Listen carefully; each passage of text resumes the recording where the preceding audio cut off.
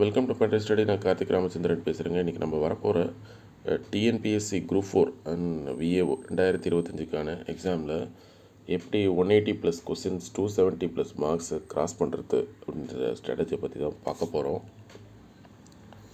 பார்க்குறதுக்கு முன்னாடிங்க இந்த சில கம்பைலேஷன்ஸ் எல்லாமே அப்டேட்டட் அப் டு லாயர் எக்ஸாமினேஷன் வரைக்கும். General studies, Thirukkural, reasoning, maths and பொதுத்தமிழ். சரிங்களா? இப்போ முதல் விஷயம் இதுதான். இது ஆரம்பிக்கிறதுக்கு முன்னாடி நீங்கள் நோட்டிஃபிகேஷன் வர்றதுக்கு முன்னாடியே சிலபஸை கம்ப்ளீட் பண்ணிடணும். அதாவது ஜென்ரல் ஸ்டடீஸ், பொதுத்தமிழ், ஜென்ரல் சயின்ஸ் அதை கவர் பண்ணிடணும். நோட்டிஃபிகேஷன் வந்த பிறகு 3 வேலை தான். ஒன்று ரிவிஷன், இன்னொன்று மென்டல் எபிலிட்டி, ரீசனிங், அண்டு 3வது current affairs.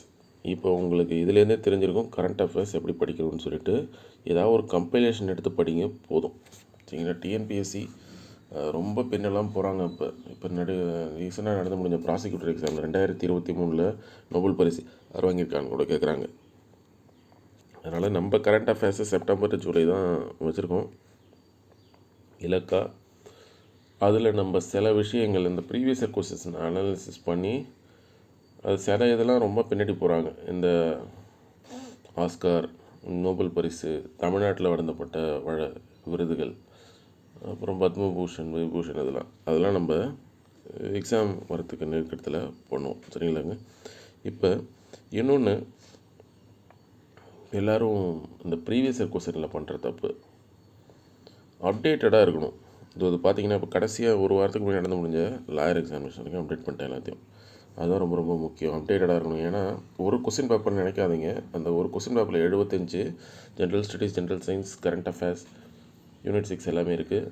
Plus 25 mental ability questions இருக்குது. ஒரு கொஸ்டின்லேயே வேலை இழந்தவங்க ஆயிரக்கணக்கில் இருக்காங்க. அதில் நீங்களும் இருந்துடாதீங்க. அவங்க பண்ண தப்புலாம் இதுதான், அப்டேட்டடாக இல்லாமல் இருக்கிறது. இப்போ நீங்கள் பிரிண்டட் டாக்குமெண்ட்டாக போனீங்கன்னா இந்த தப்பு தான் நடக்கும். ஏன்னா அவங்கள சொல்லி குற்றம் இல்லை. அவங்க எப்படியும் ஒரு எக்ஸாமுக்கு இப்போயே பிரிண்டட் புக்ஸ் வந்துருச்சு. இப்போ எக்ஸாமுக்கு இன்னும் எவ்வளோ நாட்கள் இருக்குது பாருங்கள். கிட்டத்தட்ட 4 மாதம் இருக்குது. அந்த 4 மாதத்தில் எத்தனை எக்ஸாம்ஸ் நடக்கும் அதெல்லாம் நீங்கள் அப்டேட் பண்ணி வைக்கணும். நீங்கள் பிரிண்டட் புக் வைக்கிறீங்கன்னா இந்த அப்டேஷனையும் நீங்கள் ஃபாலோ பண்ணிக்கோங்க. சரிங்களா? அதுதான் உங்களுக்கு நல்லது. சரி, அடுத்தது இந்த ஸ்லைடை நம்ம டிஸ்கஸ் பண்ணுவோம். ஸ்லைடை டிஸ்கஸ் பண்ணுறதுக்கு முன்னாடி இன்னொரு விஷயம், உங்களோட சோர்ஸை நீங்கள் ஃபிக்ஸ் பண்ணிக்கோங்க. டைம் எடுத்துக்கங்க. ஈவன் 10 days டைம் எடுத்துக்கங்க. என்ன படிக்க போகிறோன்றத முடிவு பண்ணிக்கங்க. School book and previous year question more than enough. சரி, இல்லை எனக்கு நான் ஒரு அகாடமியில் சேர்ந்துருக்கேன், அவங்க கிளாஸ் எடுக்கிறாங்க, நோட்ஸ் கொடுக்குறாங்க, ப்ரீவியஸ் இயர் கொஸ்டின் கொடுக்குறாங்க, ஓகே, அதை நீங்கள் ஃபாலோ பண்ணிக்கலாம். 3வது, சார் இல்லை நான் ஒரு புக்கு வாங்க போகிறேன், அந்த அகாடமி நல்லா புக்கு கொடுக்குறாங்க, அது plus previous year question, okay. சரிங்களா? 4வது, இந்த யூடியூப் சேனல் ஒன்று, அவங்க எல்லா டாப்பிக்கும் கவர் பண்ணுறாங்க, நோட்ஸ் கொடுக்குறாங்க, ப்ரீவியஸ் இயர் கொஸ்டின் எடுத்துகிறாங்கன்னா ஓகே. இதில் ஏதாவது ஒன்றா தேர்ந்தெடுத்துக்குங்க. ஏதாவது ஒரு 2 அப்படிலாம் தேர்ந்தெடுக்காதீங்க. ஒன்றும் இல்லை, 2ஆக நீங்கள் தேர்ந்தெடுக்கிறீங்கன்னா என்ன ஆகும், உங்களுக்கு டைம் அதிகமாகும், சிலபஸ் கம்ப்ளீஷனை முடிக்க முடியாது. நீங்கள் பாருங்கள் எவ்வளோ டாபிக்ஸ் இருக்குதுன்னு சொல்லி, 215 டாபிக் இருக்குது. அதனால தான் நம்ம சொல்லுவோம், what ever may be the exam, it will take 6 months to get clear idea. அதனால தான் நம்ம என்ன பண்ணுவோம், நோட்டிஃபிகேஷன் வரதுக்கு முன்னாடி சிலபஸை முடிங்கன்னு ப்ரெஸ் பண்ணிட்டுருக்கோம். அதனால தான் ஆனுவல் பிளானர்ன்றது ஒரு இது ஏன் விடுறாங்கன்னா, நீங்கள் எக்ஸாம் எப்போ வருது அப்படின்னு தெரிஞ்சுக்கிறதுக்கு இல்லை, எக்ஸாமுக்கு ப்ரிப்பேர் பண்ணுறதுக்காக. அதனால தான் அவங்க ஆனுவல் பிளானர் விட்டு எவ்வளோ நாள் ஆகிடுச்சு, டிசம்பரில் விட்டாங்க. ஜனவரி, பிப்ரவரி, மார்ச், இப்போ அடுத்த மாதம் நோட்டிஃபிகேஷன் வரப்போகுது. அதுக்குள்ளே நீங்கள் சிலபஸாக முடிச்சிருக்கணும். ஆரம்பத்தில் நான் சொன்ன மாதிரி நோட்டிஃபிகேஷன் வந்த பிறகு revision, mental reasoning and current affairs. சரிங்களா? சரி, இப்போ இங்கே வருவோம். இந்த இதை நான் ஒரு 5 years சொல்லிகிட்டு இருக்கேன். இந்த கான்செப்டை யார் புரிஞ்சுதோ அவங்களாம் வேலைக்கு போயிட்டாங்க. சரிங்களா? இப்போ நீங்கள் பாருங்கள், பொதுத்தமிழில் 100 கொஸ்டின் வரப்போகுது, ரீசனிங்கில் 25 question, reasoning and mental ability 25 question வரப்போகுது, ஜென்ரல் ஸ்டடீஸ் இந்த யூனிட் 6 சயின்ஸு கரண்ட் அஃபேர்ஸ்லேருந்து 75 கொஸ்டின் வரப்போகுது. இது எப்படி நாங்கள் இந்த ரெட்டில் ஹைலைட் பண்ணியது எல்லாமே டிஃபிகல்ட் லெவல் கொஸ்டின்.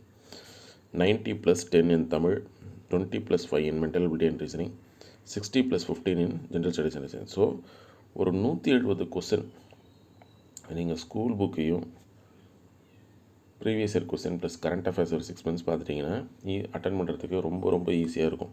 ஒரு 30 கொஸ்டின் தான் டிஃபிகல்ட்டாக இருக்கும், கன்ஃபியூசிங்காக இருக்கும். Difficult plus confusing. ஒன்று சிலபஸ் அவுட் ஆஃப் சிலபஸ் போவாங்க, இல்லை கன்ஃபியூசிங்காக இருக்கும். சரிங்களா?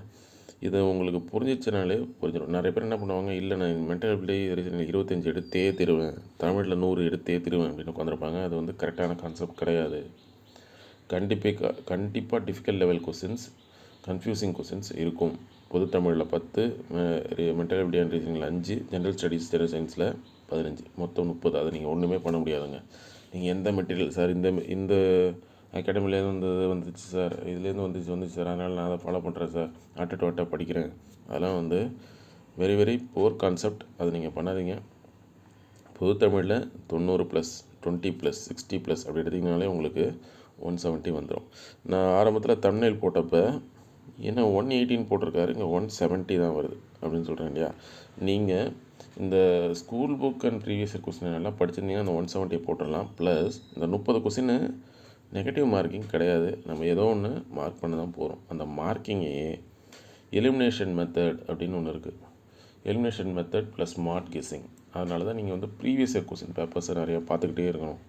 அதில் தான் உங்களுக்கு டிஎன்பிஎஸ்சி எப்படி கொஸ்டின் கேட்குறாங்க, எந்த ஆப்ஷனாக போட்டால் ஆன்சராக நமக்கு மாறும் அப்படின்றதுலாம் உங்களுக்கு ப்ரீவியஸ் இயர் கொஸ்டினில் தெரியும். அதுதான் elimination method plus smart guessing use பண்ணி இந்த 30ல் மினிமம் 10 உங்களுக்கு கிடச்சிரும்.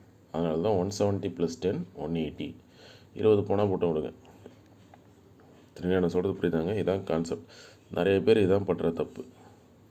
அதாவது எல்சிஎம் அண்ட் என்சிஎஃப் இருந்தாலே அதையே ஒரு 10 ஸ்கூல் புக்லேருந்து படிக்க வேண்டியது, ஒரு அகாடமிலேருந்து வந்து படிக்க வேண்டியது, ப்ரீவியஸ் இயர் கொஸ்டின் படிக்க வேண்டியது, யூடியூப்பில் ஒருத்தர் நடத்துகிறான்னு படிக்க வேண்டியது. எல்சிஎம் அண்ட் என்சிஎஃபே இவ்வளோ தூரம் படிச்சிங்கன்னா மீதிலாம் எப்போ படிப்பீங்க? அதனால தான் உங்களுக்கு ப்ரிப்பரேஷனை ஒரு ஃபுல் ஸ்டாப் வச்சுருக்கேன், அவ்வளோதான். எல்சிஎம் அண்ட் என்சிஎஃபாக நான் இங்கே தான் படிப்பேன், இந்த சிந்து சமய நாகரிகமாக நான் இங்கே தான் படிப்பேன் அப்படின்னு சொல்லி நீங்களே ஒரு ஃபுல் ஸ்டாப் வச்சுக்கோங்க. பொது தமிழா நான் ஏதோ ஒரு புக்கு அப்படின்னா school book, previous year question அப்படின்னா ஏதோ ஒரு அகாடமி மெட்டீரியல் ஏதோ ஒன்று ஃபிக்ஸ் பண்ணுங்கள். 3த்தையும் பண்ணக்கூடாது.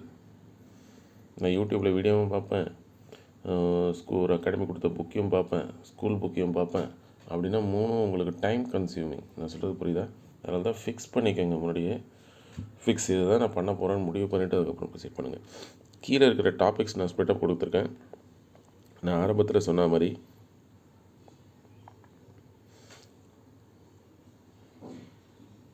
கரண்ட் அஃபேர்ஸ் வந்து நோட்டிஃபிகேஷன் வந்த பிறகு பார்த்துங்க. அதை நம்ம கம்பைலேஷன் கொடுக்குறோம், அது உங்களுக்கு போதும். சரிங்களா? அதில் ப்ரீவியஸ் இயர் கொஸ்டின் கூட நம்ம ஹைலைட் பண்ணியிருக்கோம். இப்போ நீங்கள் பாருங்கள், எப்படியும் ஜென்ரல் சயின்ஸ் வந்து 25 டாபிக் இருக்குது, அதில் அந்த 5 கொஸ்டின் தான் வரப்போகுது. அதில் நீங்கள் ப்ரீவியஸ் இயர் கொஸ்டின் மட்டும் பாருங்கள். அதாவது இருக்கு இல்லையா, இந்த சயின்ஸ் 1313 கொஸ்டின் மட்டும் பாருங்கள்.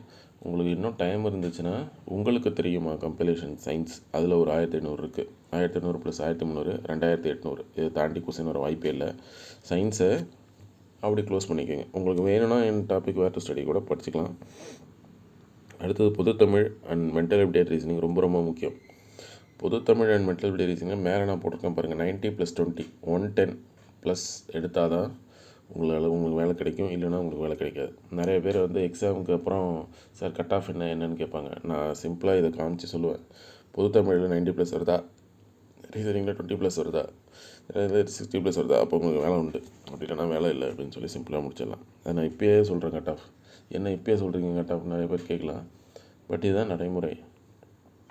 90+, 20+, 60+ இருந்தால் உங்களுக்கு வேலை உண்டு, அவ்வளோதான், சிம்பிள். சரிங்க, இங்கே பாருங்கள். பொது தமிழில் 73 டாபிக் இருக்குது. இப்போ வந்து பொது தமிழ் ரொம்ப சிம்பிளிஃபை ஆகிடுச்சு. அந்த யூனிட் 7 தவிர்த்து மீது எல்லாமே நீங்கள் யாராவது ஒரு ஃப்ரெண்டுக்கிட்டேயோ இல்லைன்னா ஒரு மினிமம் ஒரு 10 days ஸ்பெண்ட் பண்ணிங்கன்னா அதை நீங்கள் முடிச்சிடலாம்.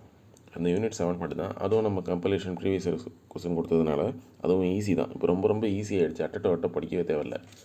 அதனால் இப்போ இனிமேட்டு very very smart work. So அந்த 70 + 40 டாபிக்ஸ். ரீசனிங் வந்து நம்ம சிலபஸில் ஒரே ஒரு லைன் தான் இருக்குது. அந்த லைனில் டைஸு நம்பர் சீரிஸ் மட்டும்தான் டாபிக் வைஸ் படிக்கணும். இது எல்லாமே நியூமரிக்கல், லாஜிக்கல், விஷுவல் எல்லாமே நிறைய சப் டாபிக்ஸ் உடையது. அதனால தான் நம்ம குரூப் 2A மெயின்ஸ் ரீசனிங் சிலபஸை இங்கே எடுத்துக்கிட்டோம். அதனால தான் அந்த 40 டாபிக் வருது. ஏன்னா மென்டல் எபிலிட்டியில் வந்து அந்த எல்சிஎம், ஹெச்சிஎஃப் இருக்கு இல்லையா, இந்த டாபிக்ஸ் தான் ரீசனிங்கை விட்டுடுங்க, இவ்வளோ தான் இருக்குது. ஆனால் இன்னமும் இப்போ நடந்த லாயர் எக்ஸாம்லேயும் ப்ராபபிலிட்டிலேருந்து கொஸ்டின் வந்திருக்கு. ஆனால் பட் லாயர் எக்ஸாம் வந்து இந்த அப்டேட்டட் சிலபஸ் இல்லை. இனிமேட்டு நடக்க போகிற எக்ஸாம் தான் அப்டேட்டட் சிலபஸ். அந்த மென்டல் எபிலிட்டியில் 15, மீதி இருக்கிறதுலேருந்து 10 வரப்போகுது. பார்ப்போம். அதில் அதிகமாக கடினமாக இருக்காது. குரூப் 2A மெயின்ஸ் பேப்பரை பார்த்தாலே அது ஆல்மோஸ்ட் சிம்பிளாக தான் இருக்குது. சரி, பார்ப்போம் என்ன பண்ணுறாங்கன்னு சொல்லிட்டு. சரிங்களாங்க. சரி, ரொம்ப ரொம்ப முக்கியம் இந்த டாபிக்ஸ்லாம் பார்த்துக்குங்க. இந்த டாபிக்ஸை வந்து நீங்கள் உங்கள் நோட்லேயோ எங்கேயோ எழுதி வச்சுக்கோங்க. இப்போ நாள் அதிகமாக இந்த டாபிக்ஸ் குறையணும். சரிங்களா. 215 இந்த வாரம் கூட விட்டுருங்க. திங்கக்கிழமையில் 215 இருக்குன்னா செவ்வாய்க்கிழமை என்னவாக இருக்கணும், 214, அப்படியே 213, 12 அப்படியே போக இன்க்ரீஸ் ஆகும். அப்படியே ஒரு நாளைக்கு 2 டாபிக் ஆகும் அடுத்த வாரம். அப்படியே ஒரு நாளைக்கு 3 டாப்பிக்காக மாறும். அதுதான் வந்து ஃபார்முலா. நிறைய பேர் என்ன பண்ணுறாங்க, ஸ்கூல் புக்கு டிகிரி முடித்த பிறகு ஸ்கூல் புக் எடுக்கிறது ரொம்ப ரொம்ப கஷ்டம். சரிங்களா. இப்போ நிறைய பேர் இந்த டெக்னிக் யூஸ் பண்ணுறாங்க. ஈவன் நியூஸில் கூட நம்ம பார்க்குறோம்.